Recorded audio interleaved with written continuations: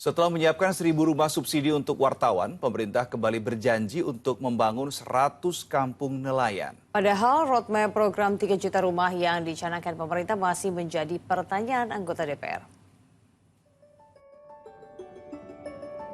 Ada yang berbeda di acara ulang tahun ke-52 Himpunan Nelayan Seluruh Indonesia di Pelabuhan Perikanan Nusantara Muara Angke, Jakarta. Kali ini pemerintah yang diwakili Menko Bidang Pangan Zulkifli Hasan berjanji akan membangun kampung nelayan.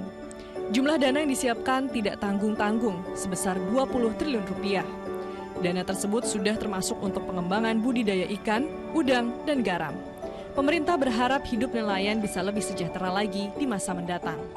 Saya sekarang lagi menyelesaikan Kopdes, habis ini mungkin akhir Juli sudah mulai masuk ke kampung nelayan, sudah masuk ke koperasi desa nelayan. Kita juga pengembangan budidaya ikan sampai 20.000 hektar, bangun garam, kemudian membangun beberapa tempat untuk pengembangan udang, ya, juga mengembangkan ikan tangkap. Jadi mulai Juli kita akan bangun habis-habisan sektor nelayan. Sebelumnya, pemerintah melalui Kementerian Perumahan dan Kawasan Permukiman bekerjasama dengan Kementerian Komunikasi dan Digital, juga menyiapkan 1.000 rumah subsidi khusus wartawan. Kriteria penerima rumah subsidi ini disesuaikan dengan standar masyarakat berpenghasilan rendah. Berdasarkan kesepakatan dengan Badan Pusat Statistik, batas maksimal penghasilan yang ditetapkan adalah 12 juta per bulan untuk wartawan yang masih lajang, atau 13 juta per bulan untuk mereka yang sudah berkeluarga. Bukan hanya nelayan dan wartawan, pemerintahan Prabowo Subianto Gibran Rakabuming memang menargetkan pembangunan 3 juta rumah untuk masyarakat berpenghasilan rendah. Sebagai tahap awal, pemerintah mengklaim sudah membangun 40 rumah. Dana yang disiapkan pemerintah untuk pembiayaan perumahan sekitar 35 triliun rupiah. Terdiri dari fasilitas likuiditas pembiayaan perumahan sebesar 28,2 triliun.